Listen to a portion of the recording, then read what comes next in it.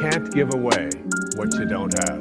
Now, it sounds ridiculous, but it's more than what meets the ear as you hear this. You can't give away what you don't have.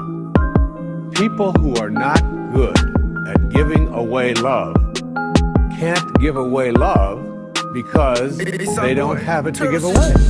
If I want to give you a dozen oranges, I can't give you those dozen oranges unless I go out and pick up 12 oranges someplace.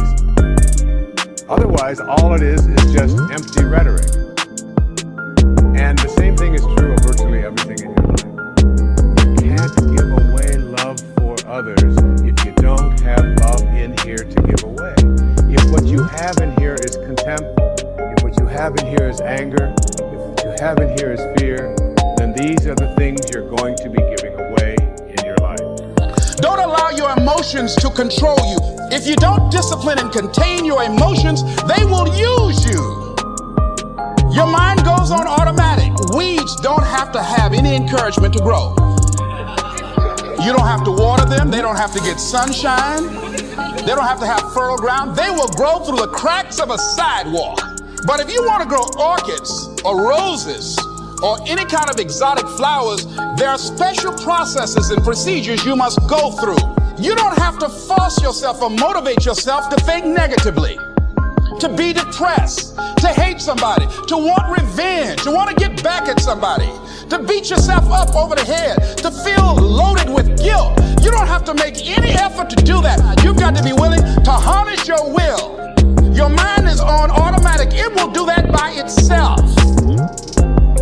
You got to find ways to increase your sense of self-appreciation, because if you don't, you're bombarded with negative stuff every day that beats you down, and you will find yourself unconsciously engaged in self-destructive behavior. If you don't program yourself, life will program you. You got to get grounded. You got to train your mind to serve you. Just make up your mind. This is not going to control you. You have got to make a declaration. This is what you stand for. You're standing up for your dreams. You're standing up for peace of mind. You're standing up for health. You want it, and you're going to go all out to have it. It's not going to be easy. When you want to change, it's not easy. If it were in fact easy, everybody would do it. But if you're serious, you'll go all out and say, in spite of this, I'm in control here.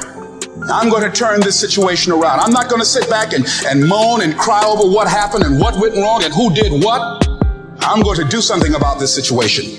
Many years ago, I read a book by Terry Cole Whitaker. It was a classic. What you think of me is none of my business. Think of the amount of time that is wasted on negative energy, wondering what other people think of you.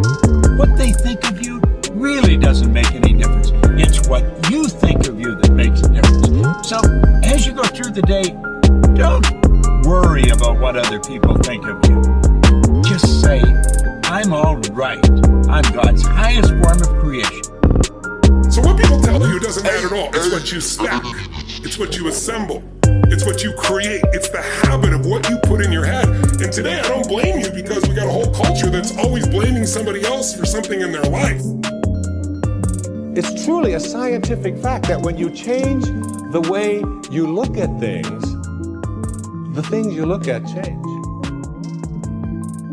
And now you take this tiny little subatomic particle, and you take it and you put it in a particle accelerator, and you rev up the speed of these things and collide them at 250,000 miles per hour. You collide them, you open up the particle accelerator looking for your source, and guess what's in there? Nothing. No thing. That the dot that began you originated from a field of energy that has no boundaries, no beginnings, no ends. It's infinite. It's an infinite potential. And the question that I have for you is, if you can get this, that you didn't begin with that particle because particles themselves do not create more particles. St. Paul put it this way in the New Testament, that which is seen hath not come from that which doth appear. They talked a little strange in those days, huh? What that means is that everything that we see in the material world doesn't originate in the material world. It's the spirit that gives life. The flesh counts for nothing. If the shape of your eye can be in an energy field that has no boundaries, no form, no materialness to it, why not the shape of your life? You have got to change the way you think. It is the whole determining factor of where you go in life. We are all where we are today because we thought ourselves to this position. If you don't like the position, think yourself out of it. Your brain is divided into two halves, positive and negative, good and evil. It don't function on nothing else. Ain't no neutral ground in your brain. It's either positive and good or negative and evil. Each half of your brain has millions of factory workers on each side. You got 1 million factory workers on the positive side. You got 1 million factory workers on the negative side. At the forefront of each one of those factories in your brain is a foreman. You got foreman positive and you got foreman negative. You are in charge. You're the boss of the factory. Guess what? We are how we think. So now, since your brain is in two halves, let me show you how this works. You wake up in the morning and you say, man, I don't feel myself today. I got up on the wrong side of the bed. I'm not a morning person. Foreman negative hears that. He steps to the front. He said, what did you say? You say, I said I woke up on the wrong side of the bed today. I'm not myself. I'm not a morning person. He says, you got it right away. He said, hey, the boss just woke up and said he's not a morning person. He's having a bad day today, and he ain't feeling himself. Let's get to work. The 1 million factory workers start producing thoughts to justify what you just said. So now guess what? Man, I hate my alarm clock went off this morning. I got to get out here in this traffic. I'm gonna drive down here today. I don't even like these people on my job. I can't stand this car I'm finna get in this morning. Sure wish I had a new car, but I'm driving this ragged ass car. And on and on and on. And your day starts tumbling into what you ordered at the top of the day. You could wake up in the morning and you say, you know what?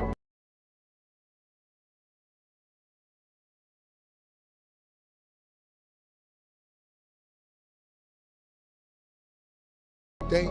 You said, what did you say? You say, I said I'm having a great day today.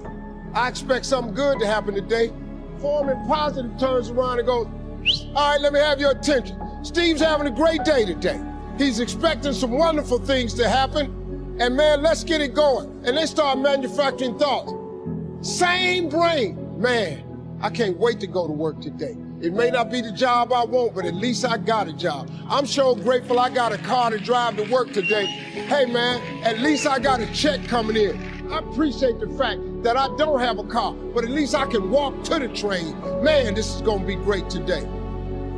That's how your mind works 24/7. It never turns off. Change your attitude, you change your altitude.